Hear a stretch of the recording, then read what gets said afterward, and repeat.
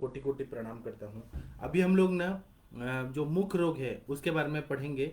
मुख रोग में क्योंकि हमें जानना बहुत जरूरी है, हमारे पास पेशेंट ऐसे आते हैं कि उनको मुख रोग है, तो अलग अलग कंडीशंस में हमारे पास पेशेंट आते हैं। किसी को ओष्ठ रोग रहता है, किसी को दंत मूलगत रोग रहता है, किसी को अलग अलग बीमारियाँ रहती है। तो हमें ना डायग्नोसिस करते हुए आना चाहिए और उसमें अलग अलग आयुर्वेदिक चिकित्सा भी देते हुए आना चाहिए। तो उसी के तहत मैं आप लोगों से कुछ कुछ जरूरी जरूरी बातें बताऊंगा जो आप लोगों को प्रैक्टिस में और ज़्यादा फायदा करने वाली है। तो इसी के अंतर्गत अभी हमारे पास ऐसे बहुत सारे पेशेंट आ रहे हैं जिनको सबम्यूकोजल फाइब्रोसिस ऐसा कंडीशन आ जाता है। तो ये जब सब म्यूकोजल फाइब्रोसिस वाले पेशेंट आते हैं ना, तो उनको ज़्यादातर क्या रहता है, तो उन्होंने तंबाकू खाया रहता है, गुटखा खाया रहता है, पान पराग, पान मसाला, ये सब खाया रहता है। और जो टीवी में ऐड आता है आजकल कि आप ऊंचे लोग ऊंची पसंद, फिर ये खाओ वो खाओ, और जो बॉलीवुड के बड़े बड़े स्टार्स लोग प्रचार कर रहे हैं, और सिगरेट पीना, ये भी सब म्यूकोजल फाइब्रोसिस का। क्योंकि क्या होता है कि यहाँ पे सिगरेट, तंबाकू, गुटखा, ये सब जो खाया जाता है ना, तो निकोटिन वाली चीजें जो खाई जाती हैं, उससे क्या होता है कि जो म्यूकोजल मेम्ब्रेन है मुंह का, वो पूरी तरह से खराब हो जाता है, और वहाँ पे फाइब्रोसिस, ऐसा विकृत तरह का, वहां पे ड्राइनेस के युक्त ऐसे सेल्स बनने लगते हैं, और वो बहुत ज़्यादा डेंजरस होता है। तो उसमें एलोपैथी की दवाइयाँ दी जाती है, लेकिन वो पूरी कारगर नहीं सिद्ध होती हैं, वो सबसाइड करती है पर पूरा ठीक नहीं करती हैं। लेकिन आयुर्वेद में इसके लिए परमानेंट इलाज है, और आयुर्वेद की वनस्पतियाँ इतनी बढ़िया बढ़िया हैं, वही मैं आप लोगों को बताऊंगा। तो अभी हम लोग अगर जीभ का देखेंगे और अंदर का मुंह का कुहर देखेंगे, तो ये किससे बना है, तो रक्त धातु से, मेद से, मांस से और कफ से बना हुआ है पूरा। तो इसका मतलब ऐसे पाक होता है रक्त का, मांस का, मेद का और कफ का, तब यह पूरा मुंह कुहर बनता है। और जीवा तो है वह कैसे बताए, तो रक्त से, कफ से और मेद से बना हुआ है। तो हमें इन सबको कंसिडर करते हुए हमें रक्त पाचक, मेद पाचक, कफ शामक, ये सब मांस पाचक, ये सब का प्रयोग करना चाहिए। उसके साथ में कुछ कुछ द्रव्य ऐसे हैं जैसे बकुलाद्य तेल, उसका प्रयोग हम लोग करते हैं गंडूश के लिए या कवल धारण करने के लिए, तो बहुत अच्छा फायदा हो जाता है। इसी तरह से इरी मेदादी तेल का प्रयोग हम लोग करते हैं, तो बहुत अच्छा फायदा होता है। इसी तरह से हमारे आदरणीय गुरुजी वैद्य समीर जमदग्नि सर जी ने एक K1 और K2 का फॉर्मूला बताया है, जो सब म्यूकोजल फाइब्रोसिस में बहुत अच्छा फायदा करता है, या ओरल कैंसर में फायदा करता है। तो उसमें क्या द्रव्य है वो मैं आप लोगों को बताता हूँ, जो आप लोगों को जरूर काम आने वाला है। तो K2 का फॉर्मूला जो है, उसमें अधः पुष्पी नाम की वनस्पति है। ये सब मिलता है, पुणे में मिलता है, इसका गोलियां मिलती हैं, और इसी का पाउडर फॉर्म में भी मिलता है। आप लोगों को चाहिए तो मैं आप लोगों को भेज दूंगा। तो इसमें अधः पुष्पी है, फिर डीके माली करके एक वनस्पति है वो लिया है, अश्वगंधा है, शतावरी है, चंदन है। इसका सिद्ध तेल करना है। केटू का ये जो फॉर्मूला है हमारे सर जी का, अधः पुष्पी, डीके माली, अश्वगंधा, शतावरी और चंदन, इसका सिद्ध तेल करना है, इसका कवल धारण करना है या गंडूश धारण करना है। और इसी का जो चूर्ण है उसको ना पानी में मिक्स करके पूरी बाहर से लेप लगाना है। तो यह सब म्यूकोजल फाइब्रोसिस में बहुत अच्छा काम करता है। इसके साथ में एक और है कि K1 का एक फॉर्मूला है। ये सर ने हमारे अपने कोई मेडिसिन बनाते हैं, डिस्कवर करते हैं और इन्वेंशन करते हैं, और वो ना एक नाम दे देते हैं, हमारे सर का ये खासियत है। तो उन्होंने चंदन लिया है, अश्वगंधा लिया है, और केसर जो है उसको घी में पूरी तरह से फ्राई करके, और वो इंटरनली लेना है। फिर से मैं बताता हूँ, तो चंदन है, अश्वगंधा है, केसर है, और इसको घी में लेके और पूरी तरह से फ्राई करके और इंटरनली सुबह शाम लेना है। इसी तरह से चक्रमर्द का जो तेल है उसको 3 पाकी सिद्ध करना है, और उसका गंडूश धारण करना है। तो यह बहुत बढ़िया सब म्यूकोजल फाइब्रोसिस में काम करता है। इसी तरह से जलौका उच्चारण करना है, ऊपर से या अंदर की तरफ जलौका, जहां से भी पॉसिबल है उस तरह से हम लोगों को जलौका उच्चारण करना चाहिए। तो जितना अशुद्ध रक्त निकलेगा उतना सब म्यूकोजल फाइब्रोसिस में फायदा होता है। इसी तरह से षष्टिकशाली स्वेद करना है, और पत्र पोटली स्वेद करना है, तो बहुत अच्छा फायदा होता है। माश सेंधव तेल का, और जो भी माश सेंधव तेल है 8 पाकी या 10 पाकी या 5 पाकी जो तेल होता है, उसे अभ्यंग करना है। जहां पर भी सब म्यूकोजल फाइब्रोसिस ऊपर से भी अभ्यंग किया ना, तो उससे भी बहुत अच्छा फायदा हो जाता है। इसी तरह से विष चिकित्सा करना है। सब म्यूकोजल फाइब्रोसिस का कंडीशन रहता है, क्योंकि तंबाकू है, गुटखा है, पान पराग है, ये एक तरह से विष का सेवन किया जा रहा है, जो शरीर को साथ में नहीं है, और विष के सारे प्रभाव दिखते हैं। तो इसलिए श्री शादी अगत, शीर्ष वनस्पति है उसी का अगध जो है, यह इसमें बताया चरक संहिता, सॉरी शीर्षादि अगध जो है सुश्रुत संहिता में बताया है, वो अगध का प्रयोग करना है इंटरनली, सुबह शाम खाने को देना है, तो उसका प्रयोग करने से फायदा होता है। इसी तरह से दशांग लेप में जो कंटेंट है उसका लेप भी लगाना है और उसका दशांग चूर्ण को सेवन भी करना है। तो इसको या तो इंटरनल लीजिए, लेप के रूप में करिए, तो यह बहुत ही अच्छा सबम्यूकोजल फाइब्रोसिस में फायदा होता है। इसी तरह से सबम्यूकोजल फाइब्रोसिस में सफेदी ऐसे फाइब्रोस जो सेल्स होते हैं वो सफेदी वाले वो जा नहीं रहे, तो क्या करना है कि बस्ती देना है, इसमें बस्ती से अच्छा हो जाता है, वो पूरा अंदर सफेद वाला जो चीज अंदर कोटिंग आ गया है वो चला जाता है। और यह मैंने भी यूज किया है और हमारे सर के 45,000 स्टूडेंट्स लोग भी यूज कर रहे हैं, तो सभी को फायदा होता है। इसमें क्या है, तो यष्टि मधु है, मुस्ता है, नारायणी मतलब शतावरी है, गोक्षुर है, पाठा है, मंजिष्ठा है, भारंगी है और कचोरक करचूर है। इन सबको क्वाथ बनाना है तो 350 से 750 ml तक, इतना अंदाज, एक मिनिमम 350, मैक्सिमम 750 ml। फिर से बताता हूँ, तो यष्टि मधु है, मुस्ता है, आम्लकी है, सॉरी यष्टि मधु है, मुस्ता है, नारायणी मतलब शतावरी है, गोक्षुर है, पाठा है, मंजिष्ठा है, भारंगी है और करचूर है। इसको 350 ml से 750 ml तक क्वाथ बनाना है। इसमें मधु डालना है और घी डालना है विषम मात्रा में, और सिंधा 1 चम्मच डालना है, और इन सबको मिक्स करके और इसका बस्ती देना है। तो इससे आप लोग देंगे ना 7 दिन 10 दिन, तो वो जो फाइब्रस ऐसे वाइट कोटिंग जो रहता है पूरा मुंह के अंदर और जीभ के ऊपर, वो पूरी तरह से ठीक हो जाता है। इसी तरह से बस्ती देने के बाद मांसरस का सेवन कराना है, मतलब मटन सूप या चिकन सूप देना है। और उसके बाद में जो ये रहता है खिल जो रहता है वह खाने के लिए देना है, जिसको लाहिया बोलते हैं। जो खिल हम लोग दिवाली में खाते हैं ना, बतासा और खिल, उसका प्रयोग करना है। जो लाही टाइप रहता है उसका प्रयोग करते हैं तो बहुत अच्छा फायदा हो जाता है। इसी तरह से हमें ना कभी भी कहीं कहीं मांस का वर्धन हो गया है बहुत ज्यादा, तो हमें अलग अलग चिकित्सा करना, मैं उसके बारे में बताऊंगा। पहले मैं ओष्ठ रोगों के बारे में बताता हूँ। अभी हमारे पास ओष्ठ रोग के बहुत सारे रोगी आते हैं जिनको लिप्स में बहुत ज्यादा ऐसा प्रॉब्लम होता है।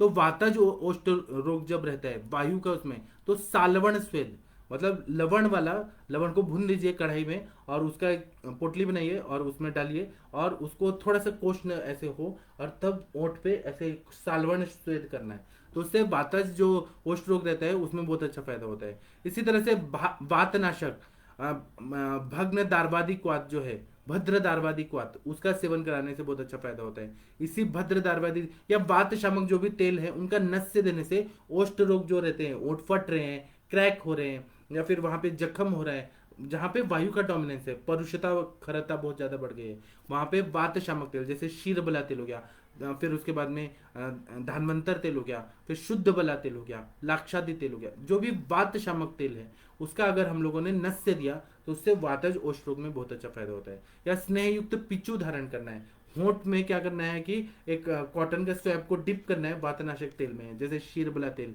या फिर आप लोग चंदन वाला लाक्षादी तेल भी, वह है पित्त का शमन करने में, लेकिन उसमें बला और ये सब है, तो और तेल है ना, तो इसलिए हमें चंदन वाला लाक्षादी, क्योंकि सुगंधित है, बाकी तेल का सुगंध नहीं होता अच्छा होता, तो चंदन वाला लाक्षादी तेल में कॉटन स्वैब ऐसे डिप करके होंठ पे रख के और पेशेंट को लिटा देना है। जितना देर रहेगा उसका वातज ओष्ठ रोग ठीक हो जाएगा। इसी तरह से पित्तज अगर ओष्ठ रोग रहता है, पित्त का डोमिनेंस है और दाह पाक छाले पड़ गए हैं बहुत ज्यादा, ऐसे पेशेंट हमारे पास आते हैं, तो इंटरनल दवाई में आप क्या देंगे, सुरशेखर रस देंगे, कामदुधा देंगे, प्रवाल पंचामृत देंगे, प्रवाल पिष्टी देंगे, प्रवाल भस्म देंगे, शंख भस्म देंगे, गुलकंद देंगे, आंवले का मुरब्बा देंगे, लेकिन उसके साथ में गंध बिजौरा, फिर राल मतलब सर्ज रस जो रहता है, फिर गुग्गुल है, फिर देवदार है, मुलेठी है, इससे निर्मित जो चूर्ण रहता है उसको धीरे धीरे ना ओठों के ऊपर ना मर्दन करना है, और वो भी किसके साथ, तो घी के साथ। तो मर्दन अगर कर देंगे ना तो उससे जो पित्तज ओष्ठ पाक हो गया या ओष्ठ रोग है वह पूरी तरह से ठीक हो जाता है। इसी तरह से पैथिक ओष्ठ रोग जब रहता है तो हमें क्या करना है कि सिरा वेद करना है, वहां से कहीं पर भी आर्टरी या नर्व दिख रहा है वहां से रक्त निकालिए, या फिर सबसे ज्यादा तो यहाँ गले के इधर से निकालते हैं बहुत सारे लोग, या फिर आप क्या करिए जलौका लगा दीजिए तो पूरा दूषित रक्त निकाल देना है। इसी तरह से इसमें हमें वमन कराना चाहिए, अगर पित्तज और स्ट्रोक बार बार हो रहे तो वमन कराना चाहिए, विरेचन कराना चाहिए, तिक्त प्रधान रस का सेवन कराना चाहिए, और तिक्तक घृत का सेवन कराना है, दाढ़ीमादी घृत का सेवन कराना है, कटुकादि घृत का सेवन कराना है, पंच तिक्त घृत का सेवन कराना है, और महातिक्त घृत महानिम्ब तिल, महानिम्बादि घृत, इन सब का जो तिक्त रसात्मक द्रव्य है उसका सेवन सुबह शाम कराएंगे। शतावरी घृत का प्रयोग कराना है। तो इससे क्या होगा कि वातज सॉरी पित्तज जो ओष्ठ रोग है उसमें बहुत अच्छा फायदा होता है, सारा हील हो जाता है। और शीतल प्रलेप करना है जब दाह पाक बहुत ज्यादा हो रहा है, तो जो जैसे चंदन का पानक हो गया या फिर कैलाश जीवन हो गया या शब्दोद्घृत हो गया, उसका ना लेप लगा देना है, शीतल प्रलेप लगाना है। और शीतल परिषेक भी करना है, ऐसे धार गिराना है ठंडा ठंडा पानी का, या फिर चीनी वाला पानी जो शरबत होता है रूह अफ़ज़ा टाइप, ऐसे धारा गिराना है, तो उससे ना दाह पाक वगैरह है वह ठीक हो जाता है। इसी तरह से पित्तज में, रक्तज में ऐसे ओष्ठ रोग रहते हैं, अभिघातज ओष्ठ रोग रहता है, किसी को चोट लग गया और ओठ फट गए और वहां पे जख्म हो गया है, तो ऐसे जोंक से गंदा खून निकाल देना है। और पित्त विद्रधि में जितनी भी चिकित्सा बताई है, पित्तज विद्रधि में जो एब्सेस में बताई है वो सारी चिकित्सा को, जैसे सूक्ष्म त्रिफला दे दिया आपने, एकेटी दे दिया, अमृता गुगुल, कैशो गुगुल, त्रिफला गुगुल, तो इससे बहुत अच्छा फायदा हो जाता है।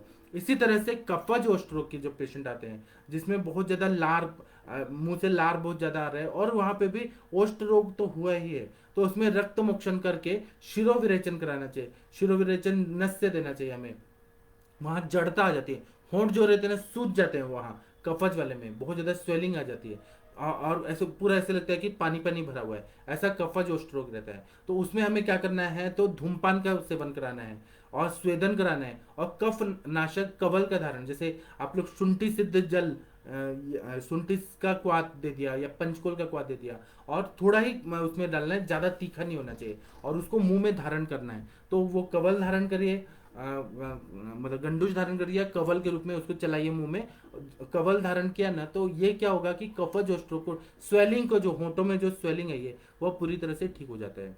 इसी तरह से त्रिकटु का प्रयोग कर सकते हैं कफज और स्ट्रोक में, सज्जित क्षार का प्रयोग कर सकते हैं, यवक क्षार का प्रयोग कर सकते हैं। इसको शहद में मिला के और होंठों पे लगा दीजिए अगर ये पूरा स्वेलिंग आया है।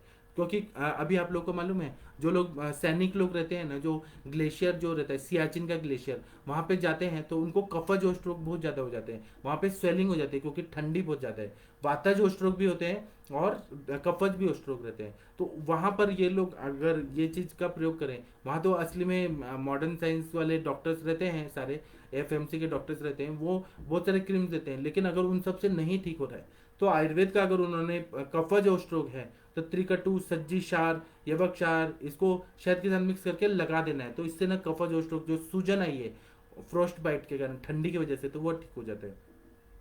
इसी तरह से मेदो जो स्ट्रोक रहता है जिसमें मेद संचिति होंठों में बहुत ज्यादा हो जाती है, तो उसमें स्वेदन देना है और स्वेदन होने के बाद भेदन करना है और थोड़ा थोड़ा वहां से पस निकालना है, थोड़ा थोड़ा मेद जो भी कचरा है वह निकालने का कोशिश करना है। उसके बाद में इन्होंने क्योंकि बोला है कि चर्बी को निकाल देना चाहिए और स्वेदन देके मृदु स्वेदन देके और फिर वहां से मृदु होने के बाद जो मेद है उसको निकाल देना चाहिए। और उसके बाद में प्रियंगु का प्रयोग करना है, त्रिफला लोद्र शहद में मिलाकर वहां पे प्रतिसारण करना है, पूरी लगा देना है। और त्रिफला के चूर्ण में मधु मिलाकर अगर लेप करने से वो स्ट्रोक पूरी तरह से ठीक हो जाता है। इसी तरह से सर्ज रस है, फिर स्वर्ण गैरिक है, धनिया है, फिर तेल है, घी है, सेंधा नमक है, मोम है, इसको एकत्र पका देना है और इसका एक क्रीम टाइप बनाना है जो लिप्स के लिए जो बहुत अच्छा रहता है। और इसका लेप जब करते हैं, मैं फिर से बताता हूँ, तो सर्ज रस, राल मतलब सर्ज रस लेना है, स्वर्ण गैरिक लेना है, धनिया लेना है,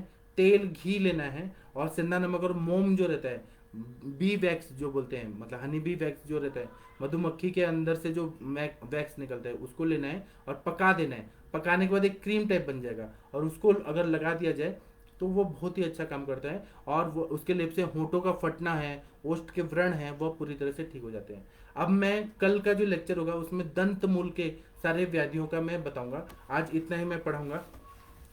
एक ही दिन सब चीज पढ़ा दिया ना मुख रोग तो आप लोग कंफ्यूज हो जाएंगे। तो आज मैंने सब म्यूकोजल माइक्रोसिस, सॉरी सब म्यूकोजल फाइब्रोसिस और मैंने ओष्ठ रोग इसके बारे में बता दिया आप लोग को। अभी आप लोग के जो भी प्रश्न है आप लोग कृपया इनबॉक्स में लिख दीजिए, मैं उसका उत्तर देने का कोशिश करता हूँ।